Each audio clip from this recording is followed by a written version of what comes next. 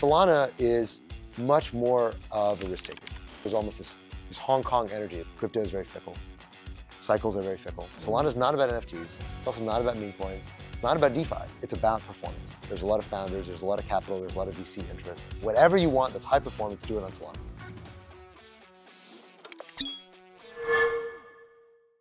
Thank you for taking time out of your busy schedule to talk to us here at Breakpoint. Of course. At the podcast you guys have been doing, I've noticed focusing significantly higher amounts of time recently on Solana and the Solana ecosystem as well. Yeah. Some controversial topics, others just sort of taking the pulse of the industry and the ecosystem. What are your high-level thoughts on Solana as a whole right now? I mean, Solana is kind of the alto one to beat at the moment. So they have really cemented themselves as being the one non-Ethereum platform that has a real ecosystem, real developers, real energy, real retail. In a way, it's kind of an incredible story, just an obvious way, like going through that dark night of the soul, after the FTX collapse and kind of having to emerge out of this valley of darkness, I think forged a kind of strength in the community that is very hard to get any other way. So it feels like Solana is kind of on the stage now, and it's sort of difficult to kill at this stage for something of this scale. In the past, we've talked about this on the show before. In the past, we were very critical of Solana back in 2020, 2021. For good reason. Yeah, absolutely. And I think most of the things that I've criticized Solana for in the past, things like overstating TPS, things like not having a fee market, not having open source projects. Back in the day, most of the things were closed source. You couldn't actually understand what code you were interacting with through a block explorer. All those things have been changed. Like they're all fixed now. And one of the things that I really give credit to Solana community for is that although Solana started in a very janky place, it's really iterated out in public and probably changed the most of any blockchain over the last 4 years. And I give Solana a lot of credit for having responded to a lot of the criticism that people levied at it over the last 4 years. Interesting. One of the topics that are being discussed either today or tomorrow, I can't remember, upstairs on stage is whether or not Ethereum or Solana is the more future-proof out of the two. Now, I'm not a massive fan of pitting the two ecosystems against each other. Yeah. It happens all the time. It's an easy conversation starter, easy icebreaker. But do you have any strong feelings about which of them is future-proof, more future-proof than the other? And how would you begin to think about what a future-proof blockchain ecosystem is? Yeah, is it this resilience? Is it this ability to listen to the community, hear their problems, and then sort of iterate and fix things? Or is it, what is it? So I think it's pretty clear that when you talk about future-proof, what you're imagining is what's going to still be relevant and viable in 10 years. That's what I imagine is meant, or at least the important question worth answering when you ask the question of what's future-proof. I think it's pretty clear that Ethereum is not going to go away at this point. Right? Ethereum is kind of lindy, and Ethereum now it's 8 years old. It doesn't really change that much. In a way, it's kind of become among the smart contract platforms. It's the most Bitcoin-like, and that Bitcoin just sort of doesn't change. Just does what it does, and everybody kind of works around that and says, okay, well, Bitcoin is gold, and we're just going to let it be gold. And in the same way, Ethereum, Ethereum's probably, there's a conversation increasingly now in Ethereum about scaling the underlying blockchain, getting higher performance, but I think it seems to me pretty unlikely that Ethereum is going to make very drastic changes in that direction, regardless of what people who are in positions of power are saying. Ethereum is just kind of slow by nature, and that slowness helps enshrine it as being, okay, Ethereum's always going to be Ethereum, right? It's kind of like London. London, there's like really old parts of town. It doesn't really evolve. It still is very important. It's not the center of the world forever, but it's still a very, very important city, right? Yep. And that's kind of increasingly my mental model of Ethereum.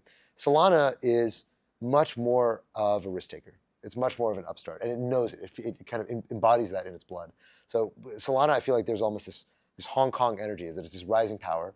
And it very much knows that in order for me to win and to remain relevant, I have to keep evolving. And I have to keep challenging the status quo. So, shipping a phone, integrating things like Blinks, like having a much more muscular approach to integrating applications and trying to remain relevant. Because I think what Solana also realizes is that, look, back in the day, most of what people were doing on Solana was trading NFTs. Right? If you look back to late 22, that was most of the on-chain activity. Of course, in the Serum days, it was mostly Serum order cancellations and placements, and then before that it was after that it was NFTs. And now, okay, you've got the rise of this meme coin culture that has really become the center stage of Solana, and is what often ends up causing performance degradation on the chain. And Solana, I think from experience, is very well aware that, look, any single application can come and go, right? Like you sort of can't bet all your marbles on one thing. And I think deep in the bones of Solana, they realize, because they've seen it so many times, right? Whereas Ethereum has kind of always sat on its laurels. Well, we got DeFi. And DeFi is always going to be there, and the stable coins are going to be there. And like, look, we don't really need to move around too much because we're the center of the world. Solana understands, I think, that crypto is very fickle. Cycles are very fickle. And in order to be able to make that play to be important, you have to keep evolving and keep reinventing yourself. And that, I think, is I don't know if it makes Solana future-proof, but it gives it the best bid that it can to remaining the most important blockchain in 10 years. Right. To some people, that might sound insanely optimistic, but others would probably say, okay, with Bitcoin, it's got this gold-like quality. People just put their money in there and it's kind of safe, it's a hedge, right? Pet rock, but we accept it for what it is, okay. Sure. Ethereum, smart contract platform, great. It's got DeFi as a fallback. It's always going to be there and it moves slow, but it's research-driven, bunch of really intelligent people doing stuff slow, but it's got that fallback. If Solana's fallback is either NFT trading or meme coin trading, which we're seeing now, this highly speculative short-term bonanza that maybe doesn't have that much staying power because, as you said, it's short-lived. What is Solana going to be associated with over the next 3, 5, 10 years? Well, I think this is, again, one of Solana's virtues, is that Solana has never associated itself with any of the applications on Solana, right? I mean, the only thing you could say that Anatoly has kind of said, look, Solana is the NASDAQ on the blockchain. And that was, I think, the original vision with Serum and kind of the FTX-ization of Solana. In a post-FTX era, I think Solana really has one affiliation, which is speed. Right? Solana is all about performance. And I think this, to its credit, I think very clever strategic positioning is that Solana is not about NFTs. It's also not about meme coins. It's not about DeFi. It's not about anything else. It's about performance. Whatever you want that's high performance, do it on Solana. And the only possible on Solana tagline, I think, is very effective at this, because what it also implies is that, okay, look, meme coin trading might not be the thing forever, and NFT trading might not be the thing forever, but what will always be the thing is high performance. True. Whatever is the next thing that comes around will also want high performance, and whatever it is, it should be built on Solana. That's the bid that Solana has made, and I think it's very wise not to tether itself too much to one application. I think this is, for example, Tezos. If you look at previous cycles, Tezos realized that one of the things that was working on Tezos was generative art. Right? They sort of have this big generative art community. And so Tezos decided, great, we're going to go all in. We're going to brand ourselves as the generative art chain. If you want generative art, And that makes it very, very hard to get out of that niche once you decide, yeah, that's what we're about. So I think it's smart, and it is, as you said, future-proofing yourself to not affiliate yourself with any one use case, but allow those use cases to be exemplars of why it is that your blockchain is worth building on. Very interesting. Maybe you should be on stage arguing that Solana is more future. No, not my place. Okay. Another one of the discussions is about meme coins, of course. Some people think they're net positive. Some people think they're net negative. Other people are saying, no, it's just short-lived. It's something that works for now. People want to put their money there. Whether or not they're losing it or getting returns is a different story. Yeah. Do you feel strongly about meme coins being net negative or net positive for Solana, or is that not even the right framing? I think you have to separate out parts of the meme coin market, because I think it's not. You shouldn't paint it all with one broad brush. Okay. I would say that celebrity coins, I would say, uniformly bad. Meme coins, including Iggy Azalea's. Including Iggy Azalea's. I think celebrity coins very clearly are a way to transfer money from retail to celebrities. That's really their only function. I think I think it was Kobe, I think, who said this very well, is that if a celebrity is coming into crypto, there is only one thing that they should be doing, which is buying the tokens like the rest of us. Like, that is what a celebrity is supposed to be doing. And there are many celebrities who own crypto, but they don't launch coins with their faces on them, right? Like that is kind of the weird thing to be doing. That is sort of the grifty way to approach, here's this new industry, this new disruptive technology. You know what I should do is slap my face on something and sell it, right? That's what Donald Trump is doing. That is not what somebody who is really thinking about how do I both create value and add to this industry should be doing. Now, meme coins, there's kind of two ends of the market. There is the Doge coins, the Shibas, the dog with hats, and I think those are fine. They're basically harmless, kind of fun, just okay, people are just trading up and down this idea of this meme going on. It's more or less harmless. I think it's just like people gambling. I think the meme coin carousel, which is pump.fun and kind of both what preceded it and what will likely follow it. I think that is disruptive to crypto, because I think we are now in the sort of late stage of the meme coin cycle, where meme coins are basically more and more extractive.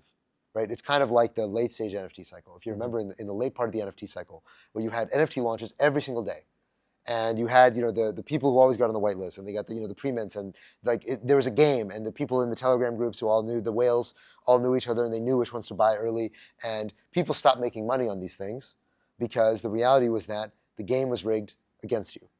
It's a casino, but there's not one casino boss making sure that everyone's having a good time.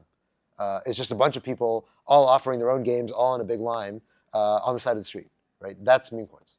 And I think people are now increasingly starting to realize that that's the game. You're seeing more and more criticism of pump.fun. It used to be that 6 months ago when I was first making this argument, people were like, why are you against fun? Like, oh, you're VC, blah, blah, blah. You just don't like that retail is now, meme coins are great and VC coins are bullshit. And now everyone more or less agrees, okay, yeah, pump.fun, kind of extractive. This is maybe not the healthiest thing for the space. And I think that's a function of where we are in that cycle. In the early days of the cycle, it's really just retail. There are no extractors. There are no professionals. It's all just kind of, oh, we're all having fun, having a party together. And it's just like random people playing dice on the side of the street. But pretty soon, it's like, okay, now there's guys with suits and ties out, hawking you something every single moment of the day. Now, it does kind of feel different at this part of the cycle. And that's where I'd say meme coins are extractive, and I think they're not a good way to reflect what crypto is about to the new person who's coming into the space. And speaking of that sort of maturity and potential shakeouts and getting to a certain point where it's more extractive than it is productive or just fun, right? First of all, just because you have the word fun in your name doesn't mean it's about fun, right? Exactly. I think that's a bit of an interesting branding decision that they went for, and it paid off in terms of the fees that they generated. Another discussion is with this increasing alignment of politics and crypto and the politicization of crypto, which you guys have spoken a lot about on the chopping block. Sometimes people have kicked off about your sort of focus on politics, I see. Correct. I think it's very important that we talk about this. I think it's important that we normalize this discussion around what does it mean for two presidential candidates who are not that popular in the grand scheme of things compared to previous election cycles. What does it mean for them to be competing for the single-issue voters' attention when it comes to crypto? Can, in your mind, one politician be significantly more net positive for crypto than the other, first of all? And do we talk enough about politics, or are we sort of brushing it aside at the moment? What are your thoughts on that? I mean, it is unequivocally true that Trump is better for crypto than Kamala. Now, we don't know exactly what Kamala's stance is going to be towards crypto. She has been intentionally cryptic about her platform. And I've heard through the grapevine that many people who are supporting the Kamala campaign have been told, through back channels, that Kamala will not say anything about crypto until November. And this is apparently, I don't know if this is true, I've heard the second hand, but supposedly this is strategic because she does not want to make enemies within the Democratic platform too far ahead of the election. And of course, there is the Elizabeth Warren wing of the party that is very powerful, and that this will end up just being a distraction to her campaigning. And so, in the 11th hour, she will come out and give some kind of. This is what I've heard. No idea if it's true. I take that argument, but then I think a reasonable counter-argument would be: why would the Democratic establishment, Elizabeth Warren or not, shoot themselves in the foot by creating a situation where there's too much infighting in the Democratic Party and then Trump wins? Surely that's net negative for the Dems. Right? You would think that. I'd say the Bernie wing and the Elizabeth Warren wing of the party has always been kind of obstructionist and kind of self-interested.